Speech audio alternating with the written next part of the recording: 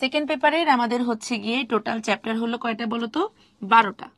এই 12টা চ্যাপ্টারের মধ্যে আমাদেরকে যেই চ্যাপ্টারগুলো না পড়ে গেলেই না, মানে যে চ্যাপ্টারগুলো পরীক্ষায় মাস্ট খুব ভালো করে 100% পড়ে যেতে হবে, সেগুলো হচ্ছে আমাদের ফার্স্ট চ্যাপ্টার 1, ঠিক আছে? এরপরে হচ্ছে গিয়ে আমাদের চ্যাপ্টার 2 থেকে ভালো করে পড়ে যেতে হবে কোনটা? ঘাস ফড়িং।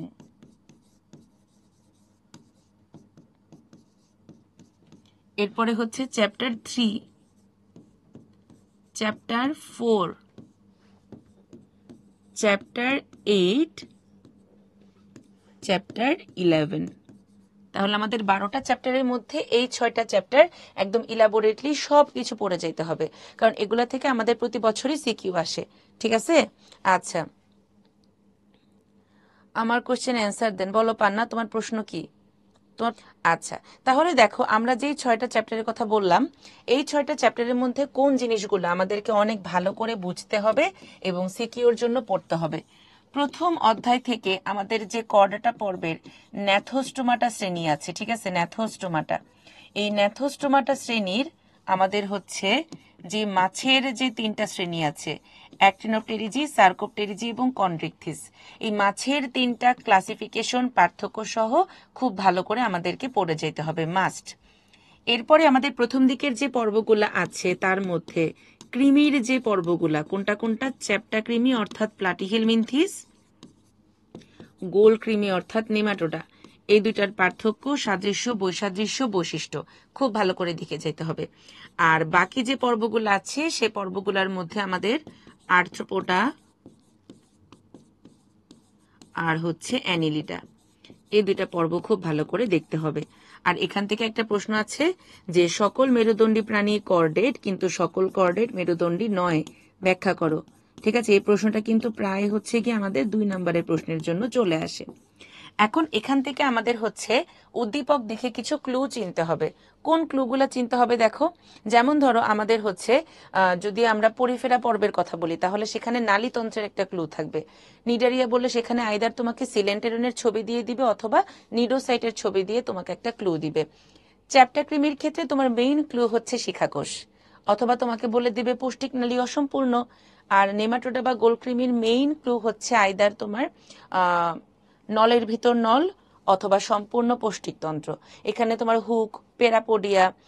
তোমার হুক বা প্রোগ্লটিড, আংটা, এগুলা দিয়ে তোমাকে ক্লু দিতে পারে। অ্যানিলিডের একটা গুরুত্বপূর্ণ ক্লু হচ্ছে প্রকৃত খণ্ডকায়ন উপস্থিত। প্রকৃত খণ্ডকায়ন দেখলেই বুঝবে এটা কাকে বোঝাচ্ছে বলো তো? তোমার হলো অ্যানিলিডাকে বোঝাচ্ছে। মলাস্কা মানেই তোমার হচ্ছে রেতি জিহবার কথা বলবে অথবা একটা শক্ত খোলস বা মেন্ডলকে তোমার হচ্ছে গিয়ে চিহ্নিতকরণ করবে। আর আর্থ্রোপোডা তো তোমরা সবাই পারো, ঘাস ফড়িং এর মধ্যে ইন ডিটেলস পড়ছো। একাইনোডার্মাটার একটা আইডেন্টিফাইং পয়েন্ট হচ্ছে পানি সংবহন তন্ত্র, অথবা আমাদের এখানে পঞ্চৌরীয় প্রতিসাম্যতাও দিতে পারে। আর এখানে তোমার হচ্ছে নিডারিয়া এবং হচ্ছে গিয়ে তোমার যেটা কিনা একাইনোডার্মাটা, এই দুইটা পর্বের নামগুলা নিয়ে অনেক কনফিউশন। কোনটা সাগর কুসুম সাগর পালক, কোনটা সমুদ্র শশা সাগর আর চিন, আবার জেলিফিশ কোন পর্ব, তারা মাছ কোন পর্ব। এই যে কাছাকাছি যে নামগুলো আছে নিডারিয়া এবং একাইনোডার্মাটার কাছাকাছি নামগুলো একটু পাশাপাশি অ্যানালাইসিস করে বা লিখে লিখে পড়বা। আর যে যে বৈজ্ঞানিক নামগুলোর বাংলা অর্থ দেওয়া আছে সেই বৈজ্ঞানিক নামগুলো বুঝবা, আমাদের এমসিকিউর জন্য ইম্পর্টেন্ট, সব পড়া লাগবে না। স্পেশালি কৃমির যে বৈজ্ঞানিক নামগুলা, ফ্যাসিওলা হেপাটিকা, তারপরে হচ্ছে টেনিয়া সোলিয়াম, এগুলো একটু ভালো করে দেখে যাওয়ার চেষ্টা করবা। চ্যাপ্টার 2তে তোমরা যদি একটু হাইড্রা পড়তে চাও তাহলে আমাদের হাইড্রার কথা পরে আমরা আগে ঘাসফড়িং এর কথা বলে দিই। ঘাসফড়িং এর থেকে ওদের যে মুখপাঙ্গ, এই মুখপাঙ্গ ছবি সহ খুব ভালো করে আমাদেরকে প্র্যাকটিস করে যেতে হয়।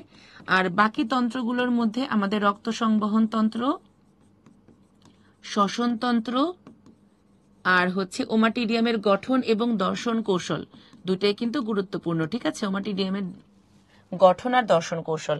এছাড়া আমাদের যেটা কিনা তোমার রেচনতন্ত্র, রূপান্তর, তারপরে তোমার হচ্ছে হরমোনের ভূমিকা, এগুলা লেস ইম্পর্টেন্ট, বাট তুমি রূপান্তর কয় প্রকার ও কি কি সেই সংজ্ঞাগুলো দেখে যেতে পারো। ঠিক আছে, আচ্ছা। এরপরে আমাদের পরিপাক চ্যাপ্টার থেকে সব জায়গায় পরিপাক, যেমন ধরো মুখ গহ্বরে পরিপাক, এরপরে তোমার হচ্ছে গিয়ে ক্ষুদ্রান্ত্রে পরিপাক, পাকস্থলিতে পরিপাক, এই যে তিনটা জায়গায় যে যে এনজাইম দেওয়া আছে, এনজাইম সহ পরিপাকটা বিক্রিয়াগুলো খুব ভালো করে দেখতে হয়। ঠিক আছে, তুমি যদি হচ্ছে ওই এনজাইমের বড় ছকটা পড়ো, তাহলে সেখান থেকে কিন্তু মোটামুটি তোমাদের হচ্ছে যে পরিপাকের বিক্রিয়াগুলো পড়া হয়ে যায়। এরপরে আসি হচ্ছে আমাদের যে গ্রন্থিগুলো আছে, সবগুলা গ্রন্থির মধ্যে আমাদের পরীক্ষায় আসে যকৃৎ, আইদার সঞ্চয়ী ভূমিকা অথবা বিপাকীয় ভূমিকা। আর অগ্নাশয় থেকে আসবে অগ্নাশয় একটি মিশ্র গ্রন্থি, ব্যাখ্যা করো। এরপরে রূপান্তরে ওদের হরমোনের ভূমিকা বা স্নায়ুতন্ত্র, এগুলো কিন্তু সিকিউতে দেয় না। বড়জোর তোমাকে দিতে পারে যে এন্টেরিক স্নায়ুতন্ত্রের ভূমিকা বা দ্বিতীয় মস্তিষ্ক। হরমোন থেকে তোমাকে বড়জোর দিতে পারে সিক্রেটিন আর কোলেসিস্টোকাইনিনের কাজ। কিন্তু শোষণটা ভালো করে পড়বা, আর পড়বা হচ্ছে স্থূলতা। শোষণও লেস ইম্পর্টেন্ট, স্থূলতা মানে বিএমআই থেকে প্রশ্ন আসে। ঠিক আছে, শোষণও লেস ইম্পর্টেন্ট, এটাতে আমি অত বেশি ইম্পর্টেন্স দিব না।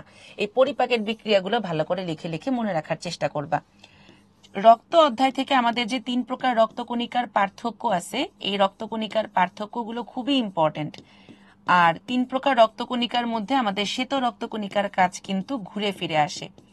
এরপরে যতগুলো তোমার পার্থক্যের ছক আছে, রক্ত লসিকার পার্থক্য, প্লাজমা সিরামের পার্থক্য, রক্তকণিকাকে কেন কোষ বলা হয় না, কিংবা রক্তনালীর ভেতরে কেন রক্ত জমাট বাঁধে না, তারপরে হৃৎপিণ্ড কেন কখনো অবসন্ন হয় না, এই টাইপের বইতেই যে ব্যাখ্যামূলক প্রশ্নগুলো দেওয়া আছে, এগুলো অনুধাবনমূলক প্রশ্নের জন্য ভালো করে পড়বা। রক্ততঞ্চনের একটা ফ্লোচার্ট দেওয়া আছে, আমরা ক্লাসে বা পিটিতে ফ্লোচার্ট দিয়ে পড়াইছি, সেই ফ্লোচার্ট দিয়ে রক্ততঞ্চনের প্রক্রিয়া পুরাটা পড়বা। এরপরে হচ্ছে আমাদের কার্ডিয়াক চক্র। কার্ডিয়াক চক্র হচ্ছে যে কোনো একটা বা দুটা চক্র আসবে, পুরাটা লাগবে না, এটা ছবি সহ লাগবে। হৃৎপিণ্ডের লম্বচ্ছেদ, ঠিক আছে, হৃৎপিণ্ডের লম্বচ্ছেদ এটা কিন্তু তোমাদের বেসিক ক্লাসে হচ্ছে গিয়ে ছবি আঁকানো শিখানো হয়েছে, ওটা দেখে শিখে ফেলবা। এরপরে মায়োজেনিক নিয়ন্ত্রণ থেকে পুরাটা পড়বা না, শুধুমাত্র ফ্লোচার্ট পড়বা, যে কোত্থেকে উদ্দীপনাটা কোথায় যাচ্ছে, এসএনোর থেকে এভিনোর, সেখান থেকে বান্ডেল অফ ফিজার, পার্কিনজি ফাইবার। সবার লাস্টে যতগুলা তোমার হচ্ছে অসুখ বিসুখ আছে, এর মধ্যে চিকিৎসা আসে কোনটা, অ্যানজিওপ্লাস্টি, এটা ভালো করে পড়বা। আর রোগ ব্যায়ামের মধ্যে হার্ট অ্যাটাকের কারণ, লক্ষণ, প্রতিকার। পেসমেকার কখনো কখনো আসে, বাট ওটা কম আসে, তোমার অ্যানজিওপ্লাস্টি আর হচ্ছে গিয়ে হার্ট অ্যাটাকটাই বেশি আসে। এরপরে হচ্ছে আমাদের যেটা কিনা সমন্বয় নিয়ন্ত্রণ, সমন্বয় নিয়ন্ত্রণ থেকে আমাদের মস্তিষ্কের বিভিন্ন অংশের কাজ, দরকার হলে 3-4টা করে কাজ মনে রাখো, বাট কাজগুলো একটু ভালো করে আমাদেরকে দেখে রাখতে হবে। করোটিক স্নায়ু তোমাকে হয়তো নির্দিষ্ট কোনো নাম্বার দিয়ে দিবে, এই করোটিক স্নায়ুর কাজ বিস্তার পড়া লাগে না। ঠিক আছে, প্রকৃতি, শাখা আর হচ্ছে কাজ, উৎস দেখা লাগে, বিস্তার পড়া লাগে না। এরপরে হচ্ছে চোখ থেকে আমাদের সবচাইতে গুরুত্বপূর্ণ হচ্ছে চোখের লম্বচ্ছেদের ছবি, আর কান থেকে বেশি আসে হচ্ছে শ্রবণ আর হলো ভারসাম্য রক্ষার কৌশল। আর হরমোন চ্যাপ্টার থেকে জাস্ট হরমোনের ছকটা পড়বা, কোন হরমোনের কি কাজ এত ইলাবোরেটলি না পড়ে ছকের ভিতরে যে কাজগুলো দেওয়া আছে শুধুমাত্র সেগুলা পড়লেই হয়ে যায়।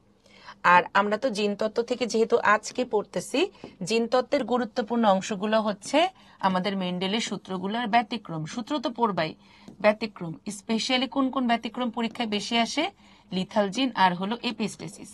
এপিস্টেসিসের দুইটাই কিন্তু আমাদের পরীক্ষার জন্য লাগে। লিঙ্গ নির্ধারণ নীতিতে আমরা 1 বা 2 এর জন্য পড়বো, কিন্তু সেক্স লিঙ্কড ডিসঅর্ডারের মধ্যে বর্ণান্ধতা আর হিমোফিলিয়া, এই দুইটা চেকার বোর্ড একটাই, একটা দিয়ে তোমরা দুইটার পারপাস সার্ভ করে ফেলবা।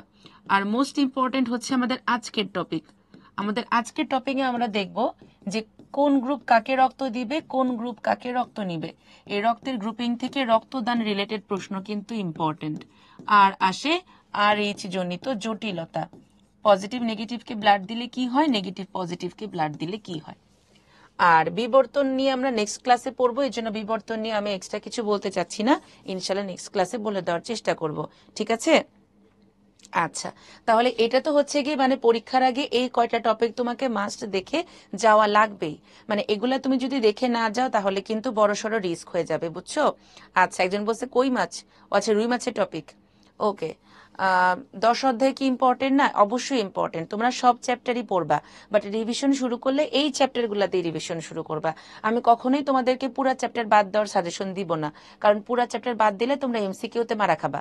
ঠিক আছে, এই জন্য কোনো চ্যাপ্টার ফুললি বাদ দিবা না, একটা বা দুইটা টপিক হইলে অন্তত পড়বা, কিন্তু এটা পুরা বাদ ওইটা পুরা বাদ এরকম না।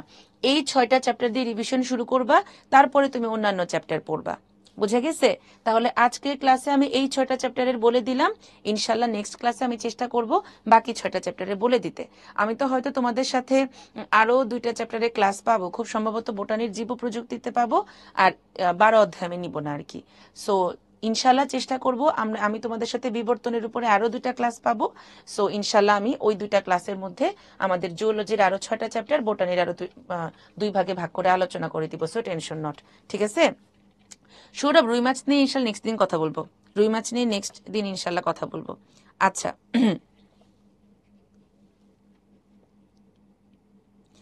আমাদের ব্যাচের অনেকের একটা বড় প্রবলেম। আচ্ছা, কেউ কিছু করছে না। আচ্ছা ঠিক আছে, রিয়া আমি কথা বলবো এটা নিয়ে। আসলে যে আমরা তোমাদের সেমিনার করেছিলাম ওইটা নিয়েও অনেকবারই এই টপিকটা নিয়ে কথা এসেছি।